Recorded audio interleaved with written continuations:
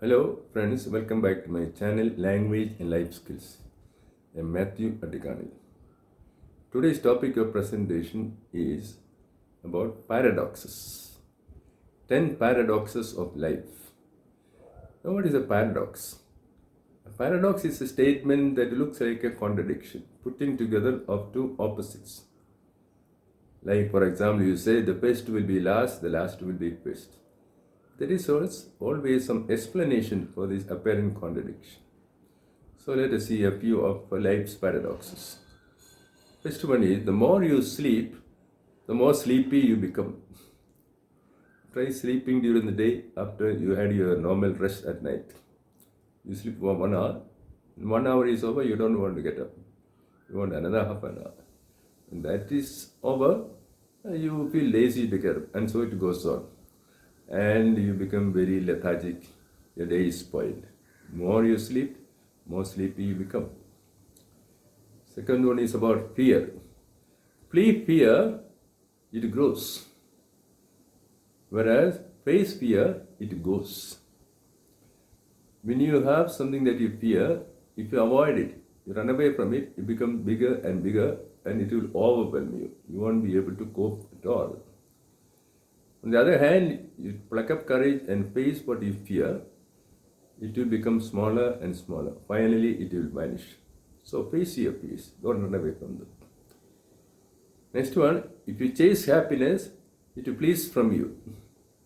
Many people spend all their life chasing happiness, looking for happiness in pleasures like eating, drinking, shopping, smoking, taking drugs, sexual enjoyment, etc. The more you chase pleasures, the more happiness will run away from you, because happiness is a byproduct of a meaningful life, of a purposeful life. Happiness is not an end in itself. Next one is about education. Overprotection stifles growth. Overprotection stifles growth. Some parents and teachers make the mistake of protecting their children too much, taking care of their needs too much. Even when they grow up, they keep them as babies. They will not allow them any freedom, will not allow them to do anything, will not allow them to take even any ordinary risk. So this prevents their growth. And when they become adults, they will not be able to take any responsibilities. And so they become immature all through life. Next one, revenge gives no peace, forgiveness heals. Revenge gives no peace, but forgiveness heals. When you're angry with someone, you're raging against that person, you take revenge, thinking that after taking revenge you'll have peace. No. After taking revenge, you will be full of rage and irritability. And your life will never be serene. Whereas, if you forgive people, it's difficult. But when you take the decision to forgive, forgiveness brings peace. It heals. You feel better because forgiveness blesses both the giver and the receiver. The next one is negative recognition is preferred to no recognition. Negative recognition is preferred to no recognition. This is something strange about adolescent psychology. Every one of us looks for recognition. If a student is able to get recognition by doing positive things like getting good grades, etc., fine. But some others, they are neglected by the teachers, and when they get no recognition, they do something negative, like disrupting classes, disturbing the peace of the campus, like challenging teachers. By their negative behavior, they get some recognition, and they prefer that recognition, negative recognition, to neglect or having no recognition. So a good educator finds out some good point about every student and encourages that, then that student will grow and blossom. Next one, the more you worry, the less you accomplish. The more you worry, the less you accomplish. Worry never solves problems. And worry and planning are not the same. Planning, of course, is necessary. Worry is over planning and getting overworked by it. So, planning is necessary, worry no. Worrying is like pouring water into a bucket with a hole. You can go on doing it and end up with frustration only. So, worry is not the way to solve your problems. Next one, he who wants a command must first learn to obey. He who wants a command must first learn to obey.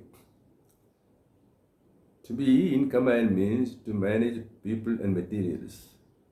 For that, first you need to know the system by being part of the system, by being under orders. So, for example, in a school, if a teacher wants to be principal straight away without having teaching experience, he or she will cause confusion in the school because he does not know what is the role of a teacher. And he will throw his weight around and cause a lot of problems in school. Next one, the faster a tree grows, the weaker its wood. The faster a tree grows, the weaker its wood. Look at the strong big trees in your campus, maybe neem trees, maybe tamarind trees. They take a long time to grow, very slow growth, but their wood is very strong. On the other hand, you'll have softwood trees like acacia trees or plymouth forest or bullmoher trees. They have very weak branches, very weak stem. As soon as strong wind comes, they will get uprooted and fall down. Similarly, it is with our life. If you are in a hurry to grow up and youngster wants to become an adult too soon, he will cause confusion in his life. The strong trees grow slow. The weak trees grow very fast and have a burnout. The last one is, the more you browse the media idly, the more you feel bored. The more you browse media idly, the more bored you feel. Yes, all of us use media. But if you spend too much time on the media, then you will become bored only. You will have no time to live your life and live in a positive way. And you will feel lethargic. Dear friends, these are some of the paradoxes of life. In conclusion, let us realize life is not always very logical. A too logical approach to life does not help in living life. There are paradoxes in life, there are gray areas, and we need to know that and we try to adjust to that. Then we can live a successful life. Thank you, friends, for listening to this video. If you like it, please subscribe. Bye till another time.